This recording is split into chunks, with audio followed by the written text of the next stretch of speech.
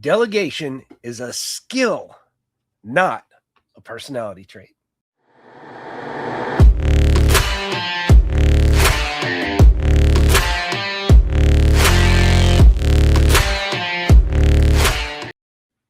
First off, I want to wish a happy belated Memorial Day. Thank you to all of our active duty, our veterans, and our military spouses. As a U.S. Army veteran that served in the 82nd Airborne, I'm so proud of our military and for those that gave the ultimate sacrifice. Thank you for our freedom. Because I appreciate our military so much, I've decided to award our active duty veterans and military spouses a 25% off discount in perpetuity to honor our military community. So let's go ahead and open the desk.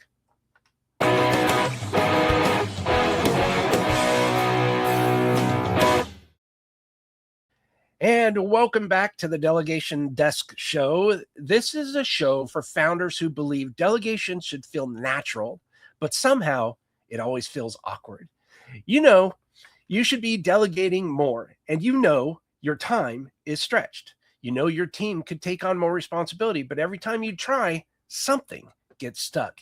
Instructions feel unclear, and follow-up, well, it feels constant. And the results, they don't always match your expectations. So you step back in, not because you want to, but because it feels safer. I'm Jaime Jay, CEO and founder of Bottleneck Distant Assistance and the creator of the Delegation Intelligence category. And today we are talking about delegation itself, not tools, not hiring, not productivity, skill. Because delegation is not something you are born knowing how to do. As a matter of fact, I don't think any college teaches delegation. I don't know. If I'm wrong, let me know. I'd love to learn what that course is. It's something you learn, it's something you practice, and it's something you build into your business one clear step at a time. Some founders believe they're just not wired for delegation, but the truth is much simpler.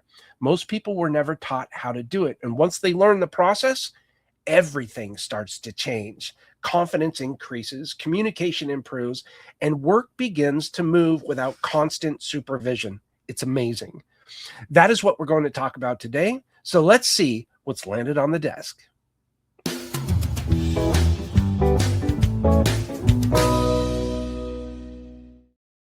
All right, here's what's landed on the desk this week. This week, a founder told us something very honest. He said, I'm not just good at delegating.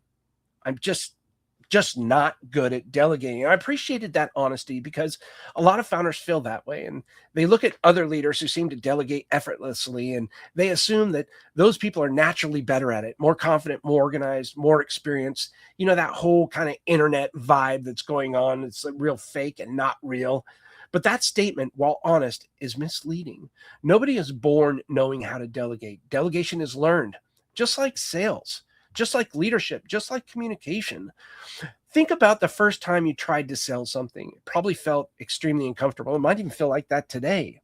You were unsure what to say. You worried about doing it wrong. But over time, you learned the process. You became more confident. You practiced the conversation. You refined the steps. And eventually, well, maybe selling became natural. Delegation works in the same way. It feels awkward at first because there is no structure yet, no clear instructions, no defined expectations, no consistent signals when work is complete. So the founder steps back, not because they lack ability, but because the system is being built. And this is why delegation should never be treated like a personality trait. It's a skill, and skills improve when the processes become clear. That is exactly why I want you to pay attention to what comes next, because the fastest way to build a delegation department and become confident in your delegation expertise is to see what's capable, structured support actually looks like, to see the habits, to see the communication, to see the ownership. That is what our candidate on the desk segment is designed to show you. Real people, real skills, real examples of delegation working the right way. So as we move into this next segment, listen closely. Ask yourself, could this role reduce pressure in my business? Could this structure make my work predictable? Could this person help me focus on the things that matter most to me as a founder, to you as a founder? Let us take a look at today's candidate on the desk.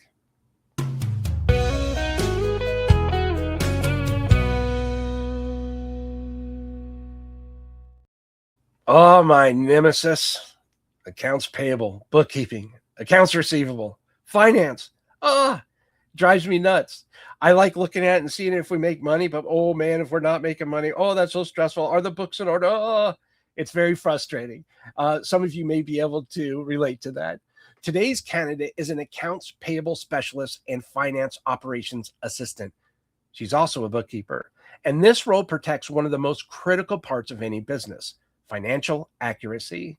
Because when invoices are missed, payments are delayed, or records become disorganized, the impact spreads fast across operation, vendors, and cash flow.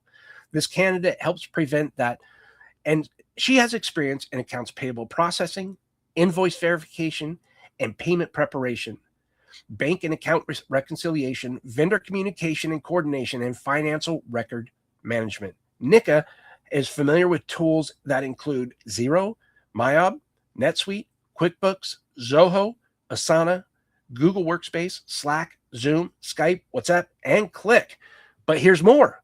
She's also very versed in AI. Not only AI integrations and verifications, but prompt engineering, everything that includes AI. So it makes Nika even more valuable.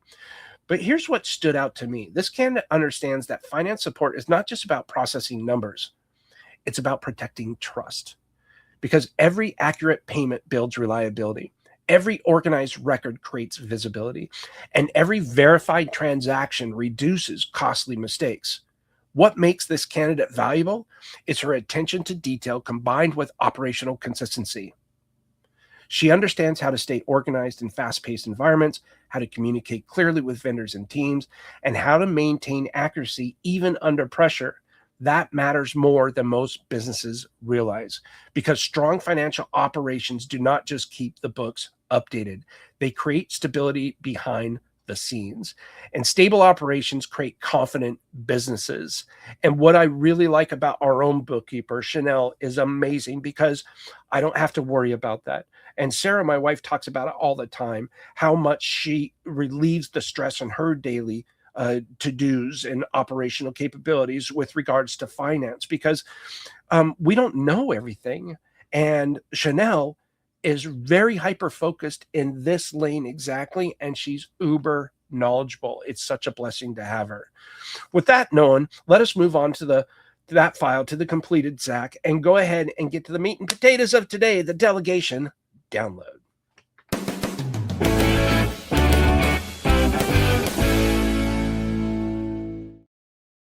All right, this brings us to the delegation download. This is the part of the show where we slow things down and we get practical. Yeah, some theory, but not really, and really no buzzwords, just the real mechanic behind how delegation actually works. This is the meat and potatoes of this episode, because if delegation feels difficult in your business right now, it's usually not because your team lacks ability. It's because the process is still inconsistent. And inconsistency creates hesitation. So let us walk through this progression. Delegation becomes easier when processes become repeatable. Repeatable processes reduce mistakes. And when the steps are clear, people stop guessing.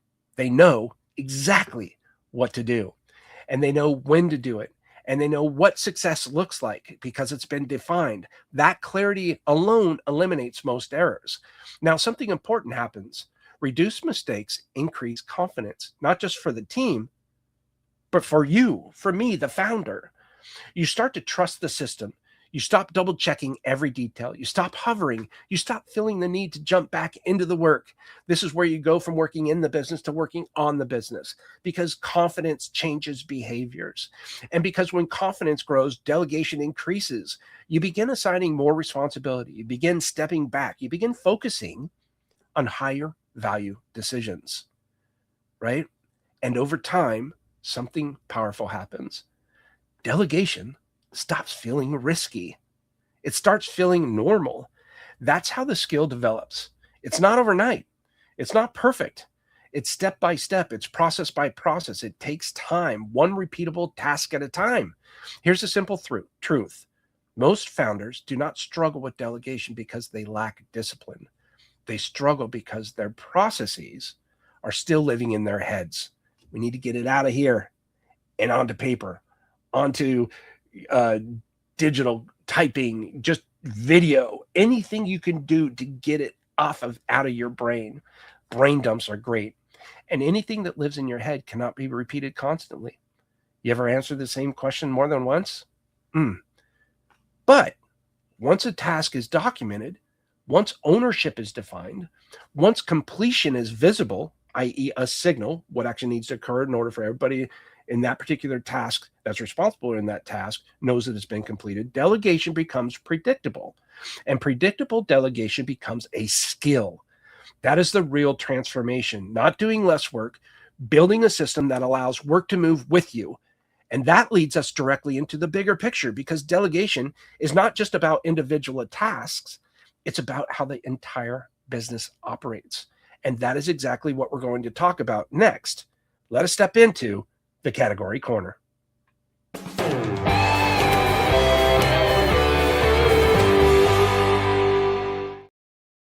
Delegation intelligence trains the system. The system trains the team. That is how organizations scale, because most businesses grow on the opposite order. They hire people first, then they hope those people figure things out. You ever felt like saying, I just want to hire somebody that knows what they're doing. They understand the CRM and they can just do it and take over. The challenge is when you have that type of mindset, you're all of a sudden losing. There's going to be a gap between what your expectations are and what their expectations are. So if you don't clearly define what's in your head and what you feel you expect to have happen, that's never going to transgress, right? So they hope those things, they, meaning us, founders, hope those people figure things out. They rely on the talent. We rely on effort. We rely on the experience. And for a while that works, but eventually when you grow, it's going to expose those gaps. It's like a water line has a crack in it, and all of a sudden the water starts coming out of there and you've got to patch it up. And then all of a sudden you see another one leaking. It helps fix those leaky faucets, those leaky pipes. Instructions get repeated. Mistakes get fixed manually. Standards become inconsistent. And the founder, you, me, becomes the safety net for everything. Not because the team lacks ability, but because the system was never fully built, because we're like nails on a chalkboard. We don't like doing that stuff. Oh, if you don't do that, you're missing out. And that's I think that's probably one of the most key, most important topics that has to do with what a founder's job is. Delegation intelligence flips that model on its head. We do not start by adding more people. We start by building a structure, clear workflows, defined responsibilities, documented processes, visible signals when work is complete. The structure becomes the foundation. And once the foundation exists, training becomes easier. Consistency becomes normal and performance becomes predictable. And here's what makes this so powerful. When the system is strong, the team improves automatically. New hires learn faster, and experienced team members make fewer mistakes, and leaders spend less time correcting work. The system becomes the teacher. That is why scaling is not about hiring more people. Scaling is about strengthening the system. Because when the system is reliable, growth becomes sustainable. And sustainability is what allows for us founders to lead instead of react. This is the promise of delegation intelligence, not just better delegation, better operations, better communications, better outcomes, and most importantly, a business that runs without constant intervention from the founder. Now, speaking of what comes next, let us take a look at what's coming across the desk.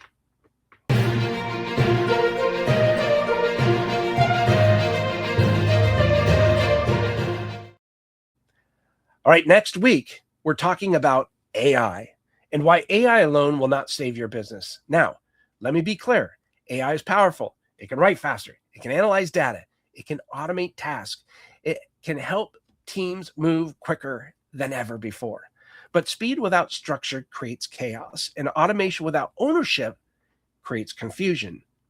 I see this is happening right now in a lot of businesses. Founders are adding AI tools everywhere, new software, new automations, new dashboards, new workflows. They're working on ways that saying, hey, I don't need that assistant. AI can do it. But the core problem remains the same. Responsibilities are still unclear. processes are still inconsistent. Communication is still reactive, and the founder is still the one holding everything together. AI doesn't fix broken delegation. AI accelerates whatever system already exists. If the system is strong, AI makes it stronger. If the system is weak, AI makes the problems happen faster. That is why next week we're going to talk about how to use AI the right way, not as a replacement for people, not as a shortcut around leadership, but as a tool that supports structure. And we're going to break down how AI fits inside a delegation department, how AI supports repeatable processes, and how founders can use AI to increase reliability instead of overwhelm. Because technology shouldn't reduce pressure, not increase it. And that conversation is one every founder needs to hear right now. Let me say that again. Technology should reduce pressure, not increase it. But before we wrap up today, I want to leave you with one final thought. So let's go ahead and clear the desk.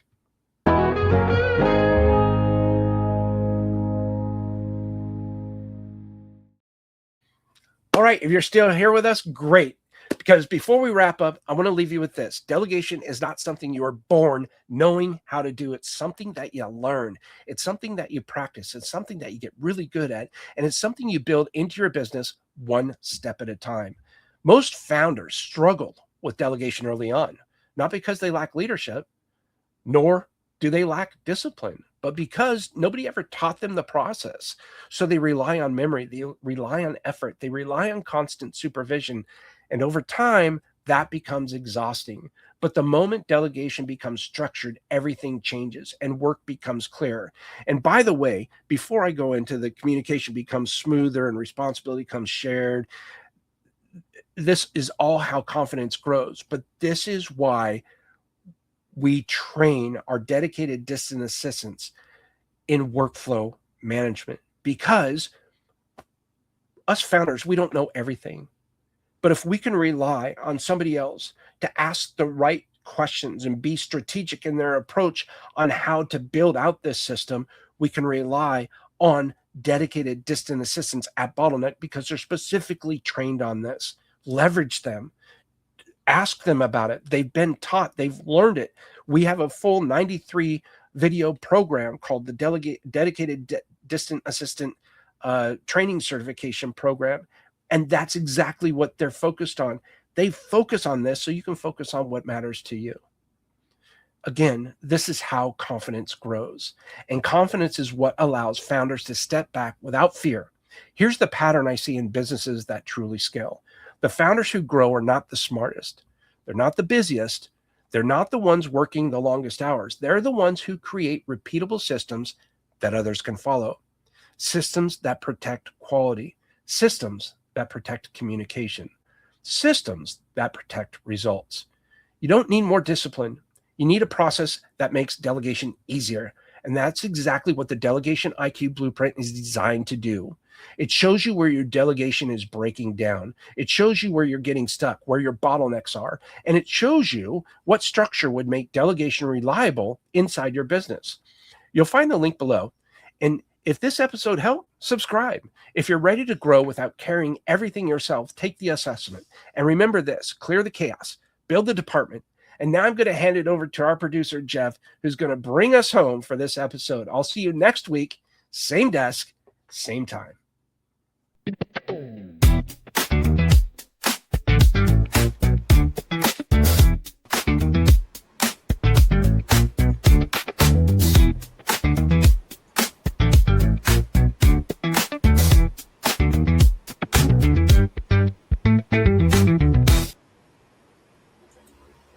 Hi there, everyone, and thank you so much for staying on to our episode 8 right now. So what really stood out to me in this episode is this idea that delegation isn't a personality trait. It's a skill you build over time. And honestly, I can relate to that working alongside Jaime, because a lot of what I do behind the scenes for the show, for the tasks, social media, everything, every task that I'm doing here involves building repeatable workflows. And that's what I mentioned last week, wherein it's like a journey that you are creating your map so that if someone else will take over my task and I'll do something else, that new person can have a roadmap on what needs to be done or what are the things that need to be accomplished on a daily basis. And keeping that communication organized, tracking deliverables, and making sure things move without Jamie needing to jump into every detail himself. So it's like we are the Jamie number one, Jamie number two, Jamie number three, and Jamie number four to do this and that for the company. And that didn't happen automatically. It became easier as the systems became clearer. So let me ask you this, and don't forget to put your answers in the comments down below. And the first question would be, what's one responsibility that you know your team could handle better with clearer systems? And where do you think your business still relies too heavily on memory instead of process? So drop your thoughts in the comments and we'll definitely read through that. And of course, we'll respond to our insights on what you think are the best things that you need to do for your company. And if you're not following us yet, you can see down below. We are on Facebook, Instagram, LinkedIn, X, and YouTube. And wherever you wanted to find it or find our episodes, we will definitely be there. So let us know where you're watching right now through the comments down below, and we'll definitely follow you there as well. So yeah, and if you're ready to build a business that runs more clarity, consistency, and less founder pressure, head over to bottleneck.online/let's-talk or click the link in the description below. Everything is in there, even the link to our Delegation IQ blueprint to know what your company really needs. So you need to take that free. Again, it's free assessment from us. So I appreciate you hanging out until this time. Catch you on the next episode. Bye for now.